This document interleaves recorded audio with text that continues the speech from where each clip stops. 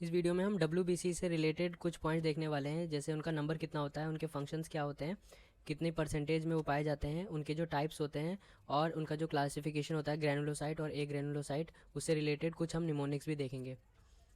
तो हम देखते हैं कि जब हम ब्लड को लेते हैं और उसको सेंट्रीफ्यूगेशन करते हैं तो हम देखते हैं एक ऊपर जो सबसे ऊपर एक लेयर आती है जिसको हम प्लाज्मा बोलते हैं, जो टोटल ब्लड का 55% रखता है। उसके अलावा जो नीचे लेयर होती है एरिथ्रोसाइट्स की, उसमें 45% ऑफ टोटल ब्लड होता है।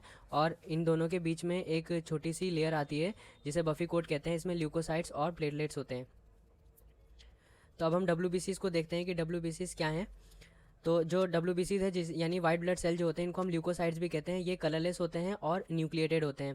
These are formed elements of the blood के फॉर्म्ड एलिमेंट है। जैसा हमने ऊपर देखा कि एक बफी कोट, ये वाइट ब्लड सेल जो है और प्लेटलेट एक बफी कोट बनाएंगे, वाइट कलर की एक लेयर बनेगी छोटी सी।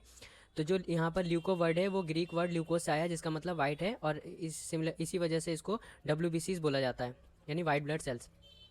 अगर स्पेलिंग की बात करें तो इनको ल्यूकोसाइट और ल्यूकोसाइट दो तरीके से लिखा जाता है, एक में K और एक में C होता है। अगर हम इनका RBC से यानी रेड ब्लड सेल से इनका कंपैरिजन करें तो जो WBCs होते हैं वो लार्जर होते हैं साइज़ में, WBCs लार्जर होंगे साइज़ में RBC से। लेकिन जब इनका नंबर हम देखेंगे तो इनका नंबर जो होगा वो WBCs का RBC से नंबर इनका कम होगा। जैसे हम यहाँ पर देख सकते हैं कि जो WBCs का नंबर होता है वो 4000 to 11,000 पर क्यूबिक मिलीमीटर होता है। लेकिन वही RBCs का अगर हम नंबर देखेंगे तो ये बहुत ज़्यादा होता है, वो मिलियंस में होता है, यानी 4.5 to 5.5 मिलियन पर क्यूबिक मिलीमीटर होता है। और इसी से रिलेटेड हम ये भी देखेंगे कि जो हमारे प्लेटलेट्स होते हैं उनका जो नंबर होता है वो 2 to 4 लाख पर क्यूबिक मिलीमीटर्स में होता है ना। अब हम देखते हैं कि WBCs का फंक्शन क्या होता है। Yet functionally these cells are important like RBCs। तो RBCs की तरह ही ये भी इंपॉर्टेंट होते हैं। ये इस वजह से इंपॉर्टेंट होते हैं because their role in defence mechanism. हमारे बॉडी का जो डिफेंस मैकेनिज्म है वो WBCs की वजह से होता है। ये हमारे बॉडी को प्रोटेक्ट करते हैं ताकि कोई ऑर्गेनिज्म जो हार्मफुल है हमारी बॉडी के लिए वो इन्वेड ना कर सके, और हमारी बॉडी के लिए ये सोल्जर्स की तरह काम करते हैं। अब हम टाइप ऑफ WBCs और इनके परसेंटेज को निमोनिक के थ्रू याद करेंगे। तो हम देखते हैं कि जो WBCs हैं उनमें से फर्स्ट जो है न्यूट्रोफिल होता है, जिसकी परसेंटेज 50 to 70%, यानी इसको हम अप्रॉक्स 60% कह सकते हैं। ऐसी जो इयोसिनोफिल होता है इसकी 2 to 4%, हम इसको जैसे 3% अप्रॉक्स बोल सकते हैं। सिमिलरली जो बेसोफिल होता है वो 0 to 1%, अप्रॉक्स 1% हम बोल सकते हैं। जो मोनोसाइट होते हैं वो 2 to 6% होते हैं, हम अप्रॉक्स 6% बोल सकते हैं। और जो लिम्फोसाइट्स होते हैं वो 20 to 30%, हम अप्रॉक्स 30% बोल सकते हैं।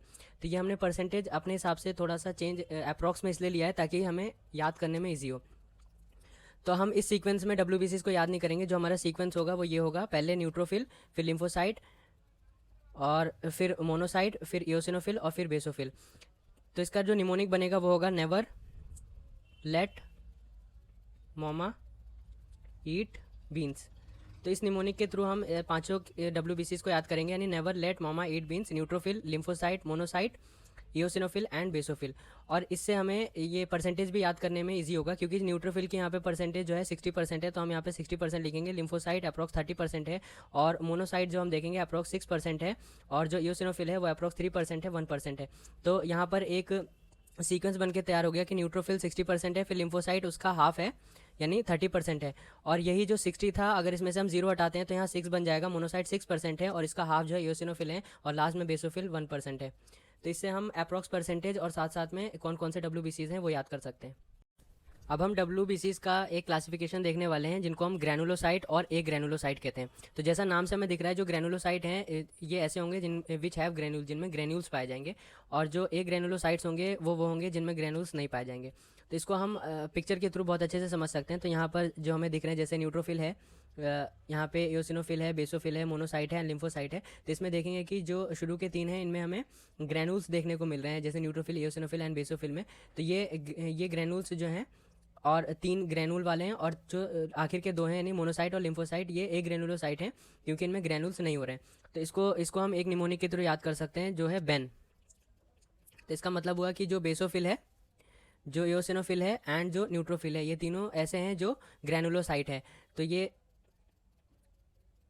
जो बेन है ये ग्रैनुलोसाइट के लिए, और इसके अलावा जो बचे हुए होंगे वो ए ग्रैनुलोसाइट होगा।